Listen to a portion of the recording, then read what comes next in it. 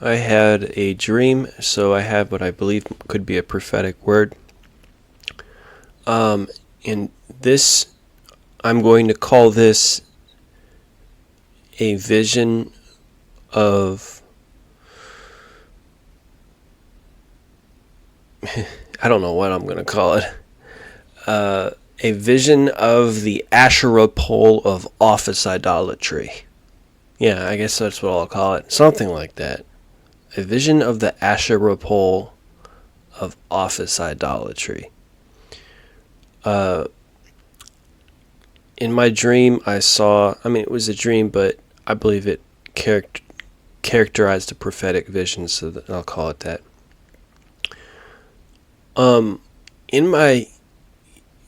First I want to describe what an Asherah pole is. In the Old Testament, an Asherah pole was essentially a totem pole. We all know what totem poles are, right? They're trees that people cut out in Canada and create likenesses of gods, and then they worship them. Okay, now in the ancient world that was really, really popular, but and they're mentioned in the Bible. They're called Asherah poles because the goddess Asherah was worshipped at them. But there were all kinds of poles like that were carved out of trees for the worship of devils and the creation of idols. And there were also rocks as well.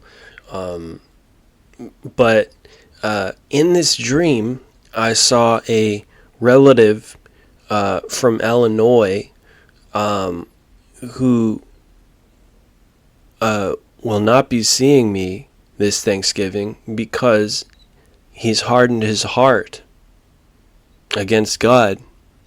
Although he keeps up appearances, he's tried to always keep up appearances all his life. And but God sees what's in his heart. God sees the atheism and the agnosticism that's in his heart, that he has created of his own free will over the years because of his idolatry of offices. Okay, and part of it was his fault, but also part of it was the environment he grew up in. And in the center of the town, I saw a giant pagan pole that went up to the high heavens, the size of the Tower of Babel. And it had to have been 400 feet tall, something like that. And it was on a tree trunk that went up that high. It was just the size of maybe an F5 tornado. It was something to look at. And going up the tree were different cutouts of other tree trunks that were nailed onto it somehow for display. And each of those tree trunks, with all the different rings within them to let people see how large or how old they were, represented different office sizes. And so this was so strange. It was a strange vision. Just to help to describe it, it sounds like something like Ezekiel 1, where it's like it's hard to describe, But if you could just imagine a giant tree trunk going way up, 400, 500 feet up into the air, okay? It's so high up there that if there were clouds up there covering it, they could. It was high enough for that. But it was a real clear day, so I could see everything. And there were cutouts of tree rings. Okay, so if you've ever been to like a national park, okay, and you see tree ring cutouts, all right, they're just called tree rings, okay. This is where you cut out a tree trunk and create a disc out of it in order to see how many rings are inside it. All right, and the rings, if a tree ring has 100 rings in it, that's how you know it's 100 years old. Okay, I mean, generally speaking, a ring represents a year. Okay. Now these tree rings, there were about, I want to say about 20 tree rings that were cut out, and they were all different sizes. And then they were nailed, facing outward towards people in the town so that anybody driving their car by this giant pole could see all the tree rings that were nailed to it and attached to it. So now I think you should probably be getting the picture now. The bigger tree rings were at the bottom, and the smaller tree rings were at the top. Okay, and they were tagged on to this giant pole. Okay, and so each of the tree rings was strange because they represented different office sizes. Rather than representing necessarily trees and how old they were, they represented this person's office was bigger than that person's office. Although it could correspond. If a business was older, it was likely that it would have accumulated more money over time and could have bought a larger office. But if a business was newer, it didn't accumulate as much money, and so as a result of that, it had a smaller office. And these bigger offices and smaller offices were represented by large tree rings and small tree rings. And these were local businesses being represented by this strange display. Now, in addition to the tree rings, the office secretaries or various other employees, giant photographs of them were also tagged onto the tree rings. One of which was Marilyn Monroe, which I thought was strange. How is this supposed to be related to this?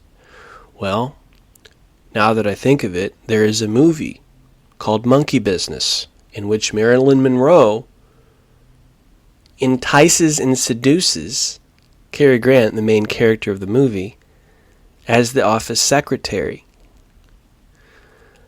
Well, then I saw another clip, and I went in vision into one of the tree ring office representations to where I was at in the actual office, and I saw that a man, an office businessman, was bossing all of the women of the office around.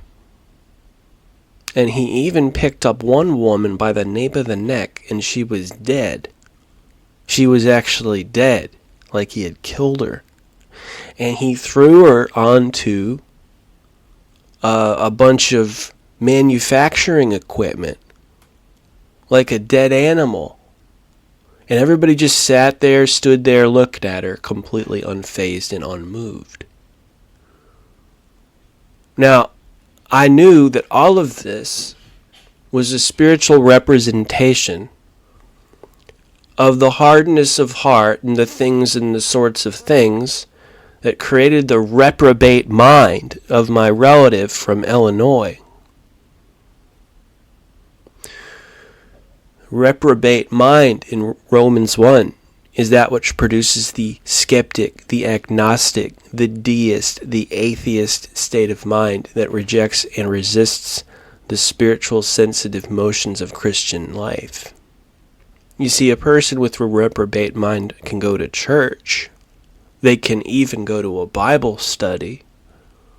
But they still have a reprobate mind because they adopted the idolatry of the giant office and also of the old office, which was represented by the pagan Asherah pole in the town. In other words, it's not your fault. It was the environment you grew up in. Turn to Jesus Christ now. Acknowledge the idolatry of the office size, acknowledge the idolatry of the age-old office that dehumanizes women and kills them like a deer and doesn't think twice about it. Acknowledge the dehumanization of women that goes on in these offices and how pagan and how Asherah pole it is, and start looking at Jesus Christ, because you only got so much time left. Now, a lot of this was your environment. A lot of this was the way you were, the idolatry of the town you grew up in. But you've got to look past the spiritual principality and start looking at the gospel, because you only got so much time left. Your heart is hard as a rock. God would say to you, if you hear his voice, don't harden your heart against it. Don't come up with explanations against it. Listen to it. Obey it. Reprobate mind in Romans 1 that leads to atheism is called hard as a rock. It means rock mind. Don't do that. It comes from the idolatry of the giant tree that idolizes giant office sizes and dehumanizes women in the workplace. And my daughter was behind me. We were beholding this giant idol of corporate America in this town of this relative that was up in Illinois. And I gave her a piggyback ride away from it. And I knew she was not going to be damaged by it. God bless out there. This is John with WesleyGospel.com.